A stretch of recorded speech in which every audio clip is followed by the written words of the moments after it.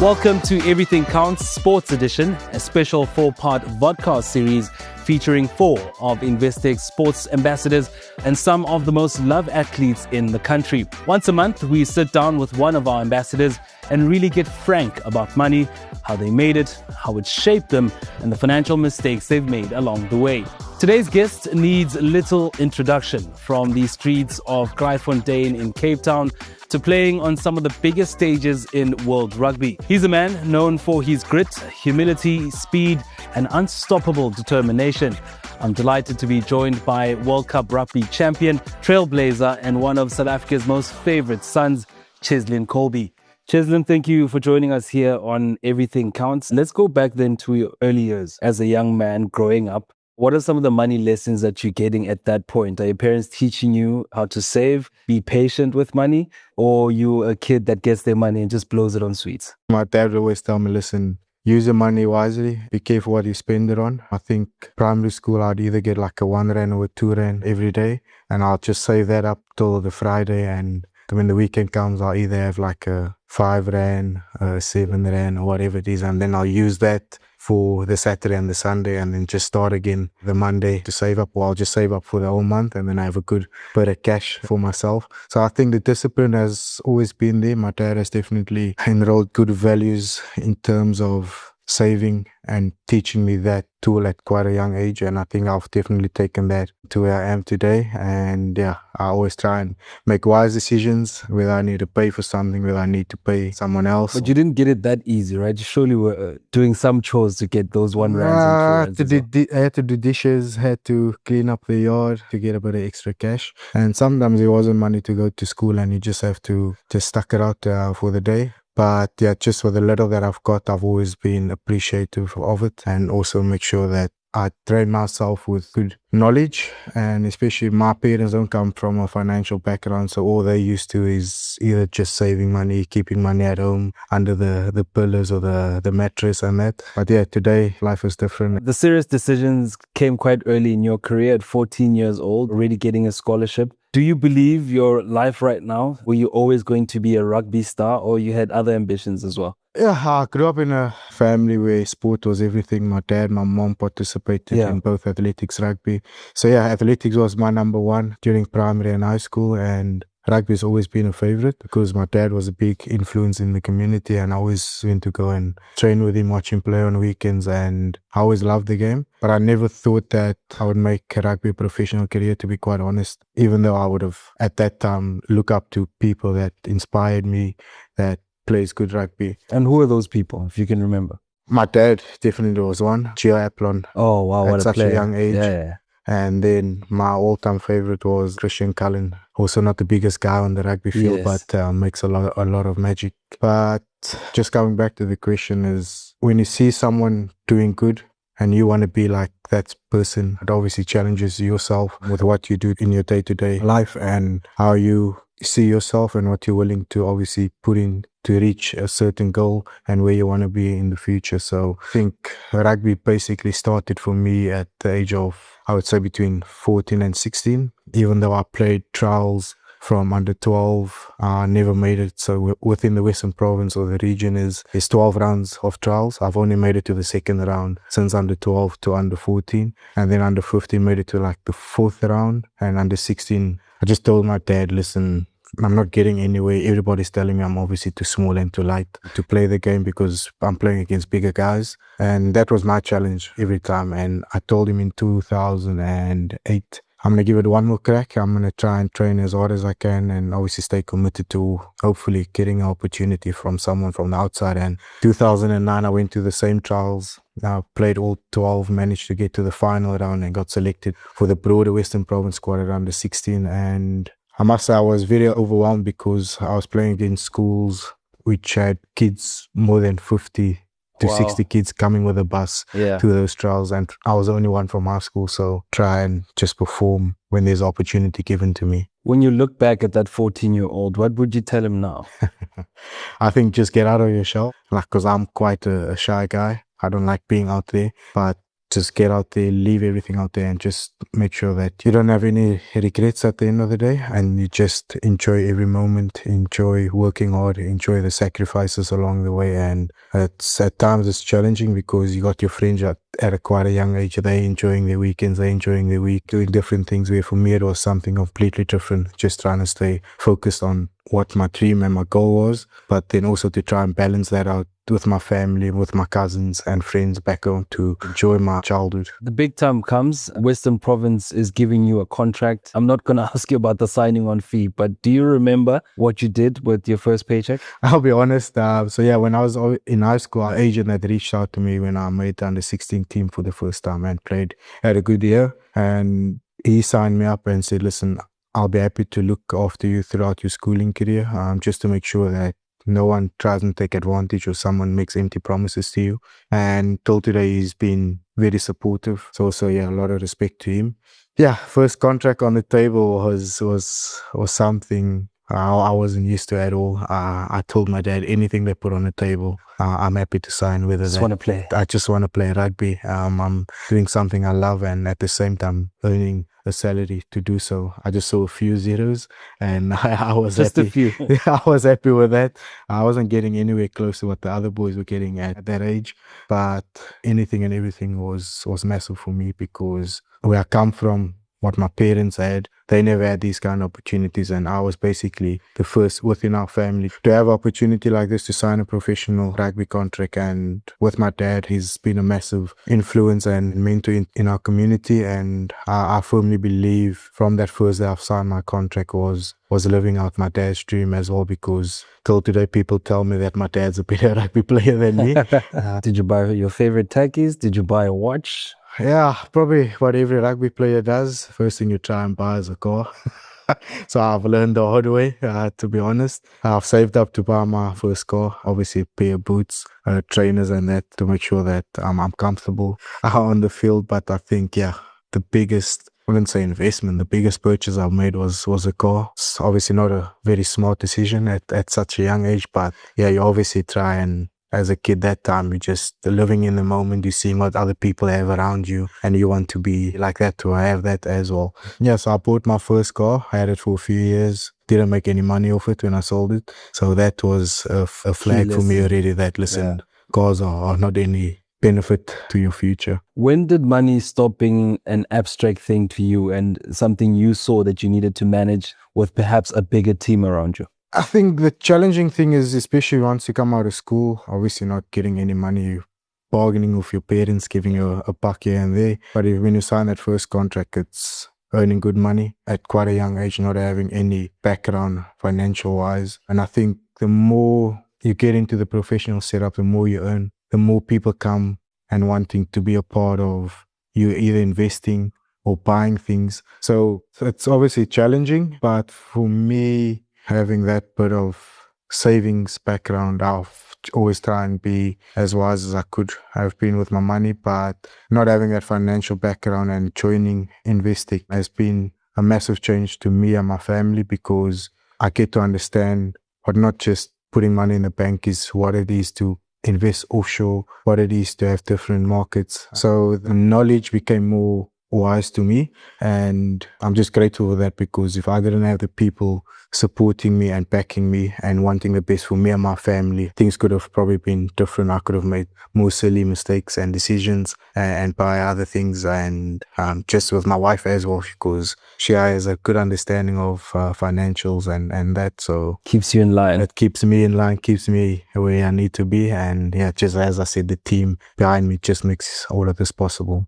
You definitely have the big match temperament of scoring in a Rugby World Cup final. That's the easy stuff. How do you deal then with the home front, where I'm moving from Western Province to France as somebody that's earning that kind of money? Do you sit down with somebody that's an advisor to say, this is what the next 5 years looks like and this is what I'd like to achieve from this particular move? Yeah, obviously whenever you sign a new deal, or you personally as a player and me as a family man, there's obviously a goal and a target where you want to be when the day comes when you have to hang up the boots, and you need to obviously make sure that you invest really well. You put your money in the right places so that it continues to grow. And then when that day comes, that you're in a good spot. And I can honestly say I've been with previous companies before where I had my money, and to where I am today, I go to bed with ease and I can close my eyes knowing that our money is taken care of. It's going to the right places, it's growing. And just the connection you also build with the people that looks after your money, your financials, and that is, it's very important to have that relationship, because it's a big part of what you're earning and what your future entails. Do you think it's one of those psychological things that athletes especially go through, where you perform better knowing that your money is taken care of? You don't have to worry about your finances and getting on the field and just doing what you do. That just takes a lot of pressure off you as a rugby player, because at the end of the day, your main job is to perform on the field. It's so much easier for me just to focus on my rugby and playing the best whenever there's opportunity given to me, and not constantly having to think about my finances all the time. Yes, rugby is only going to last you 10 to 15 years, and then you have your whole lifetime after that. So you obviously have that in the back of your head. Listen, am I going to be fine the day I retire? But I'm definitely comfortable in saying that the people that I have has been unbelievable to me. For any athlete, hanging up their boots, stopping doing what they love is a very tough conversation to have or even think about. Has that changed the way you think about money? The fact that you know that, in your career, it could be a bad injury. It could be that time is up at some point, and, that's how you used to earn money. And does that change how you treat money? No, definitely. That's the scary part of it. You never know what the future holds. You never know what tomorrow looks like, and a career ending can happen any time, and you obviously need a plan for that, and situations like that does pop up. But I think for professional athlete, if you think too much of that, that can definitely have a negative impact on how you perform in whatever sport you participate in. But you also need to make provision for, if something does happen, that you are still fine, you still be able to live a good life and make a difference. So yeah, you always want to try and play as long as possible and earn good money. But yeah, that's a scary thing. What's the next step when your rugby career is done? Where do you go? What do you do? And for me today, not 100% sure yet, but there is a few plans and things we would love to get into. But with the advice I've gotten from people around me is obviously make sure that you just focus on what you need to do. All the other things you can start implementing slowly. And the day when you retire, that you don't just retire and there's nothing. You have something you can fall into. Well, hopefully the retirement doesn't come soon. I think we need a few more World Cups for us. Hopefully. What kind of conversations are you having in the change rooms with the other players when it comes to money? Is there a lot of chats around what's working out, what's not working? I don't know how it is in other sports, but once you talk about money in a big group, it becomes a bit of a touchy subject. You obviously get certain guys that you're comfortable around with, but also once you're a bit of a more senior guy, you try and obviously encourage and give good knowledge and experience to the younger guys coming through, just to make sure that they don't make those kind of mistakes that you've made when you were younger as well. And I think the $1 million question is always what's next, what's going to happen when you finish playing. And obviously with us as a group now with the Springboks, or whether I'm in Japan, is to try and do something away from rugby that you can generate the income, that you can start something fresh with players, because at the end of the day, you're there to help each other, you're there to grow together. And for me, it's just wanting to see others also succeed and not just keeping everything in for myself, giving it out to others. What they do with it, it's completely up to them. But you just don't want to see guys 10, 20 years from now, not knowing where their money is, what they've done with their money, and you obviously try and just give back in every way possible that's positive towards their rugby careers. What money lessons do you carry with you now that are non-negotiables for you, that you're happy to share with other people to say, look, if you want to take care of your money and make it work for you, this is what you need to do? I think it's definitely obviously setting out like a budget, first of all, of what you need in life, what is actually benefiting you and your family, and is it necessary to have what you have, or can you get rid of it just to reduce the deductions of that comes off every month? Just try and just be wise, because as I said earlier, you never know what tomorrow looks like, and you just want to try and set up your future. You want to set up yourself growing and investing into good things, good markets out there. So are you happy about those childhood lessons? Because I still feel like you carry that you still need to save, Cheslin, even at this point in your career. Definitely. I try and save as much as possible, and I try and always put myself back to where I was when I grew up, what I had, what I didn't have, and just try and stay loyal to that because it's brought me to where I am today, and even better so with the people around me because I didn't have the knowledge of finances at a young age, and getting to have that now it's important for me, my family, and more so for my kids, because what I'm doing now is to make sure I can look after them. They have opportunities when they grow older and opportunities I never had. So for me, whatever I do today, it's just for my family and also to people out there that I can make a positive impact on. You're an Investec ambassador now. Do you get a lot of people stopping you, even in the change room on the street, saying, look, I want to do this with my money. What do you think? I get a lot of it. I'm with my family just walking along the Sea Point Promenade, or whether I'm in the mall, even so with my teammates as well, because Investec's been something I've always wanted to be a part of, and to get that opportunity, I think it's 5 years now that I've been a part of the Investec family, has been unbelievable. And I think just from the players that I play with, always ask a question, listen, can you please put me in touch with a banker? Can you please put me in touch with a wealth advisor? And for me, I'm more than happy to do so because I know what my money is doing. I know what the people are doing for me. And I know that it can benefit anyone out there if obviously they want to speak to a banker or a wealth manager. So I'm happy to share that. And it's always good to get those questions from people outside there, to be a part of Investec, a global brand company. It's truly something that I never thought I would have been a part of, but I think when that opportunity came, I told my agent, listen, you do anything, please, to get me involved. We have to get this one with Investec, because it's just an unbelievable platform. And for me, I don't see it as a partnership. I see this as a family because everybody's been welcoming. I've learned so much throughout the past few years, and I hopefully just continue to learn and develop and make good relationships. You've mentioned that you've always wanted to be part of the Investec family. Why is that? As a young kid, obviously getting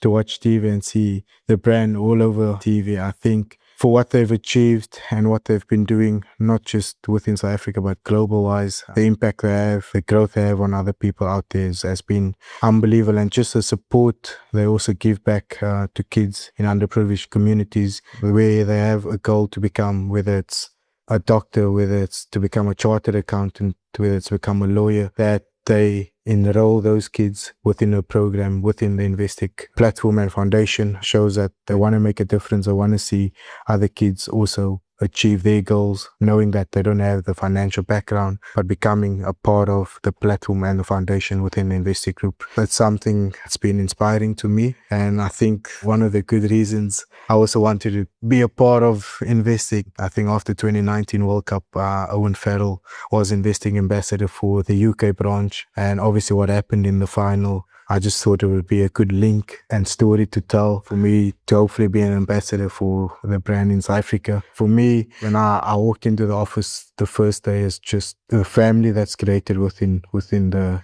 company, and Investec has just been unbelievable. It doesn't matter your background, what you have, where you come from. Everybody is seen as equal. Everybody is seen as what you put in is where you will go one day. And that is something I've seen with my own eyes when I go to the offices, and just their commitment to wanting the brand just to keep growing and be the best out there, which they already are. So it's inspiring to me.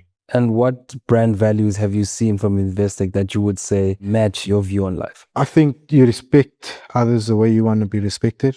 You want to make a difference in other people's lives, whether that's small or big. It goes a long way. And just that connection you have within the company, within the people that looks after you, dedication, it's sacrifice, it's discipline, that speaks a lot. And when I walked into the office the first time in Johannesburg, I could just see all the excitement and all the energy within the office, and you could just see that everybody was happy to be a part of Investec, and just what their values, their mission and everything is because where they want to be one day. And that is just, as I said, discipline, being the best, whether you're small or big, that everything and anything is possible. Let's be frank about money. Some of the biggest money mistakes that you've made? It's definitely purchasing a car, getting to entertain friends at a young age, going out and wanting to look after them. just putting money down the drain in that way. So yeah, that's a few definitely mistakes that I've made that I can look back at now and say, yes, I could have been a bit wise the way I've spent my money and the decisions I've made. But at the end of the day, I've learned at the young age, and hopefully I don't make the same mistakes as I grow older. It's just obviously having that balance of what you want and if you need it and what you're giving it to, whether that's entertaining others, whether it's necessary or not. Yes, you can try and have a good time, but then it shouldn't go out of control. It needs to be a balance of where you want to be one day and what you still want to achieve. I want to go back to the needs and wants sentence that you just told us about. How important is it to differentiate between the two? What is necessary for you and what is just a luxury? If you're thinking about it twice, it's not needed. If it's not going to benefit you, if it's not necessary at the moment, then it's not needed. But if there's something that can benefit you, what you're going to do and where you want to be, then it's a conversation to have. So yeah, it's that balance is, it's a tricky one, but it's one where you need to obviously speak to people also. I like what you said. If you think about it twice, it's not needed. Exactly. You said earlier that it's your wife that keeps your finances straight, even when you want to stray and buy more cars. Are you still quite involved on the day-to-day running of your own finances, or are you happy to leave it to her and the team? No, I'm still involved on my day-to-day finances. Yeah, my wife's there to just make sure that whatever we decide on, it's good for us as a family, and obviously for me, making sure that I know what's happening within my bank account, within my investments, where the money is, what the growth looks like. It's obviously making sure that I keep track on that. I don't just leave it out there and just think everything is just going to happen. So yeah, it's always making sure you keep track, knowing whether the money's gone up, whether it's gone down, why it's gone down, and just having that interactions with my wealth manager or whether it's with a banker, just to stay on top of it all the time. I think it's a relationship that goes a long way. And at the end of the day, it's you obviously wanting to be invested into that because you've worked for that and you want to make sure that it's well looked after, it's protected and taken care of. You've got your own bomb squad at home, 3 beautiful kids. What do you want to teach them about money? Just whatever little bit you get, that you don't just blow it away, that you have a plan, what you want to do with it, you save it. So we've bought them all like mini bankers where they can, whatever they earn, whether they're good behavior, whether they're cleaning up around the house, they get something as a reward. And we obviously try and encourage them to make sure that they try and save it as much as possible. And if they want to buy something that they like or see, that they use their own money so that they have that balance of, listen, if I want something, I need to save up to get it. Or if I don't need it, I can still save up and my money can just keep growing. So yeah, it's just in the rolling what I've learned as a young kid and where I am today, that I can give back to them and make sure that, yeah, they don't just get what they want. It's making sure that they work for it. They have to earn it. And yeah, we're blessed to be where we are. But yeah, I don't think you can just give your kid everything that they want, because then they're not going to know what it takes to actually work for something. So it's having that fine balance. So yeah, I think my daughters, the boy's still quite young. He's the same as me, just wants cars, a rugby ball and boots. So yeah, the kids are, yeah, they're doing well. The kids are all right. Looking at your own career, but also, the money you've accumulated, what other curious things do you have in your mind when it comes to money? Things you'd like to learn? The offshore investing it's something that I would love to gain more knowledge on. Knowing what the markets are doing. I mean, you're playing in every part of the world. Yeah, with the currencies and that also. Yeah, definitely the offshore market, because yes, you have to stay on top of things all the time, and you need to know a lot what's happening in the news, because that can have an impact on your offshore assets and stuff. So yeah, definitely offshore, and then property, and those can also be beneficial. So anything where I can just gain knowledge that I can take with me for the rest of my life. There's a whole generation of athletes that look up to you as double World Cup champions, as rugby players, as athletes in general, that would be watching this particular episode of Everything Counts Sports Edition. What key things do you think they should be looking at for their career, but also the balance of having a life while you have a hectic schedule? Yeah, for me, it's just knowing that rugby is only a short career, so make the most out of the money that you get and earn, and save as much as you can, because you got a whole life to live. yes, you need to obviously enjoy it at the same time because you've worked so hard. So you also need to reward you every now and then. But in saying that, there's going to be people that comes across your path that wants you to get involved into a business, invest into something, but you're actually not quite sure what the intentions really are, if it's beneficial to you or just to them. So it's just finding that balance of who you can trust and who you can work with, and yeah, just invest your money as much as possible because the day does come when you do retire and you have to make other decisions. We've talked a lot about money, but some things are priceless. You can't really put a value to them. Who would you like to thank for who Cheslin is today?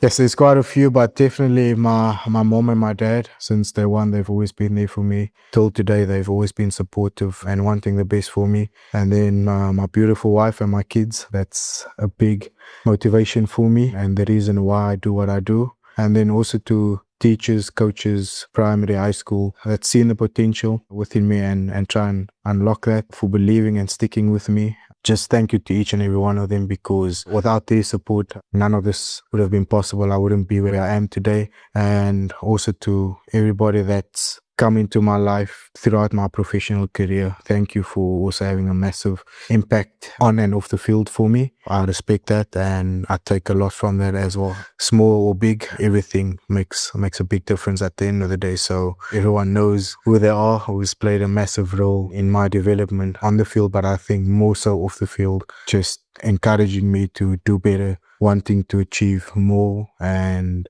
yeah, I'm just grateful and blessed with all opportunities that's been given to me, and just want to make the most out of it. Still enjoying my rugby. Hopefully there's still another good couple of years. So yeah, just want to continue to do my best and have a positive impact on others out there, be an inspiration and role model, not just on the field, but off the field as well, as a family man, as a father, just to show that, yes, it's not just about sport, but it's a life away from that speaks more than what you just do on the field. So yeah, just thank you to each and every one of you.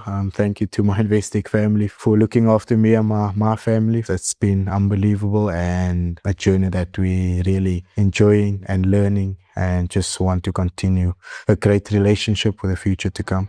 Cheslin, thank you for sharing your story. That's it from us here at Everything Counts Sports Edition. Remember to subscribe to Investec Focus Radio on Apple, Spotify, and YouTube for more episodes of Everything Counts.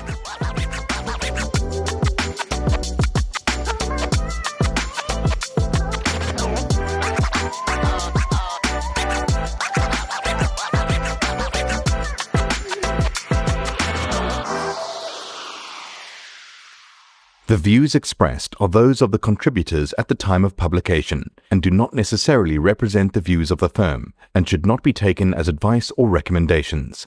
Investec Private Banking, a division of Investec Bank Limited, a registered credit provider committed to the Code of Banking Practice as regulated by the National Financial Ombudsman.